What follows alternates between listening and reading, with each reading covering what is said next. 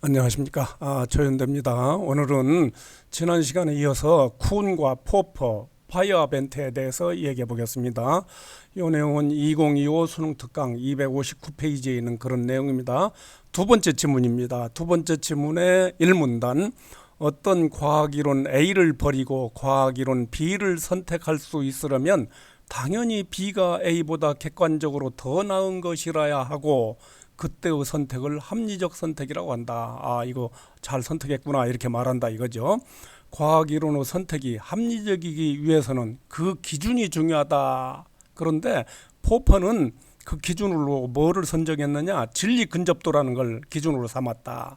그래서 진리 근접도가 큰 이론이 진리에 더 가깝기 때문에 선택돼야 한다고 봤다.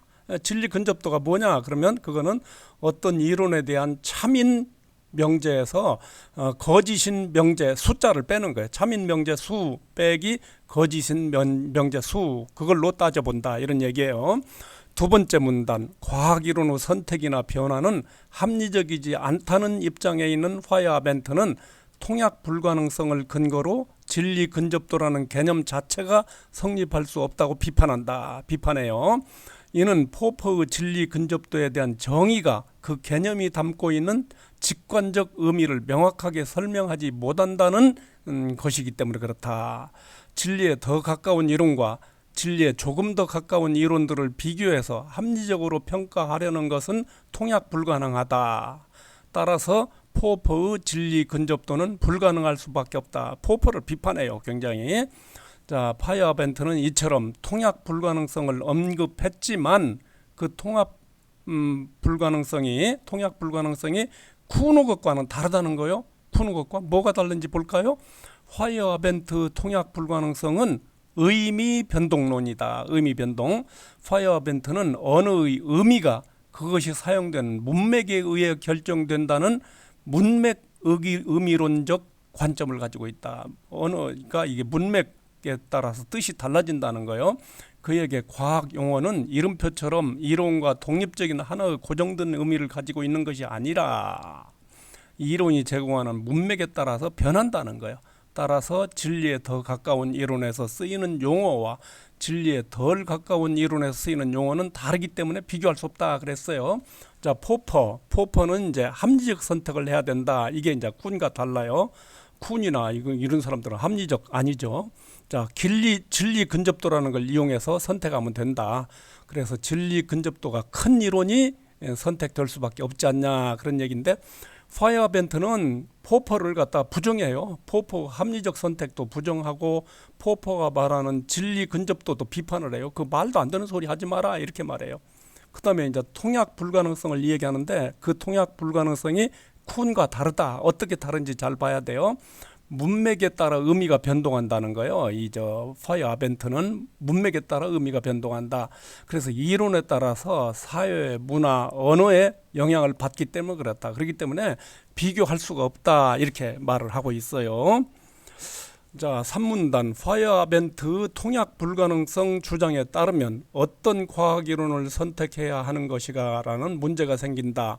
이에 대한 파이어벤트 대답은 뭐든지 좋다. 이 말이 안 돼요. 지금 뭐든지 좋다는 건데 그에게 있어서 과학의 모든 방법론은 그 나름대로 한계를 지니고 있으며 어느 이론이 더 우월한지 비교할 수 없기 때문에 뭐든지 좋다.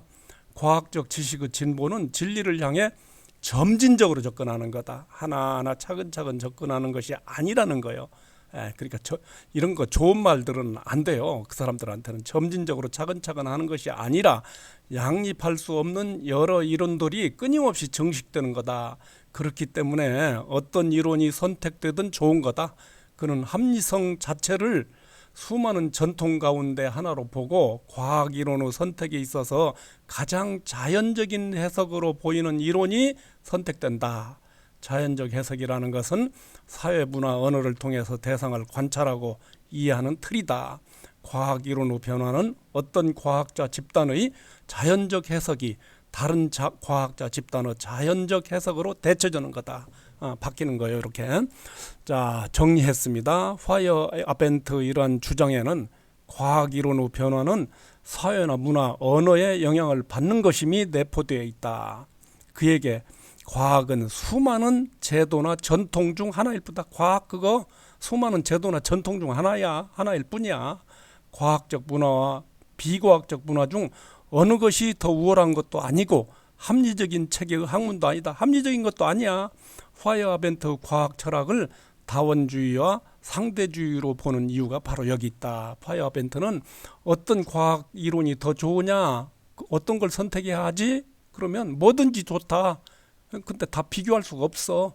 그래서 그리고 또 과학은 점진적 접근이 아니다. 이게 하나하나 차근차근 하는 게 아니라 양립할 수 없는 여러 이론이 끊임없이 막 늘어나는 거다. 이렇게. 그래서 자연적 해석으로 보이는 이론이 선택된다. 그리고 과학은 많은 제도나 전통 중 하나일 뿐이다. 이 과학을 굉장히 좋게 생각하지 않는 것 같아요. 이 보니까 그래요. 자, 적절하지 않은 게 뭐냐 그랬어요. 쿠누 과학 철학과 파이어아벤트 과학 철학에 대한 이해로 적절하지 않은 건 뭐냐.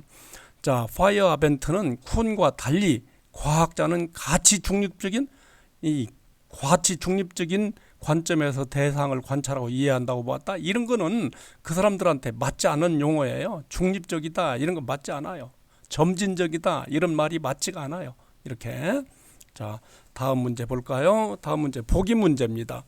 여기 이제 옛날에 우리가 공부했었는데요. 플로지스톤설이라고 있어요. 플로지스톤설. 그때는 이제 철의 연소, 철의 부식에 대해서 공부를 했는데 지금은 그 수은에서 이게 이제 플로지스톤이라는 것이 빠져나가니까 산화 수은이 되는 거다.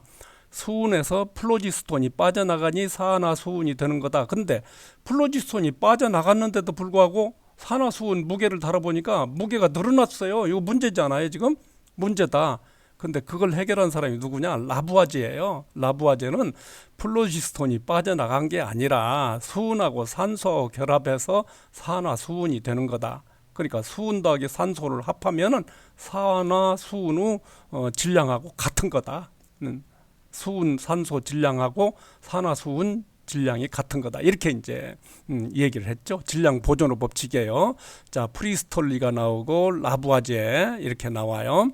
자, 여기 이제 뭐가 틀렸느냐면요. 여기 보면은 파이어아벤트 관점으로 볼 때 플로지스톤설에서 라부아제의 주장으로 바뀐 것은 연소에 대한 진리에 점진적으로 접근했기 때문에 점진적으로 접근해 가지고는 이 바뀔 수가 없어요. 급진적으로 접근해야죠. 이 점진적이다 이런 말이 좋지 않다고 그랬죠. 그 사람들한테는 틀렸어요. 자, 1번 왜 맞는지 볼까요? 쿠누 관점으로 볼 때 프리스틀리가 산화수은에 플로스톤이 흡수되었다고 주장한 것은 연소에 대해 그들이 공유하는 패러다임을 거부하지 않는 것으로 볼 수 있다. 아직까지 패러다임이 안 바뀌었어요. 프리스톨리는 아직까지 플로지스톤이라고 하는 패러다임에서 바뀌지 않았어요. 바뀐 사람이 누구냐? 라부아제가 바로 플로지스톤이 아니라 산소다. 그게 산소다. 이렇게 이제 본 거예요. 산소다. 그래서 라부아제는 질량 보존의 법칙을 통해서 수은과 산소가 결합해서 산화수은이 되는 것이지 수은에서 플로지스톤이라는 것이 빠져나가 가지고 산화수은이 되는 건 아니다. 근데 이 이론을 옛날 사람들 많이 믿었어요. 오랫동안 믿었다. 이런 얘기입니다. 자, 오늘은 과학 철학에 대해서 좀 공부했습니다. 배경 지식이 좀 필요해요. 여러분 들어보기 바랍니다. 이상입니다.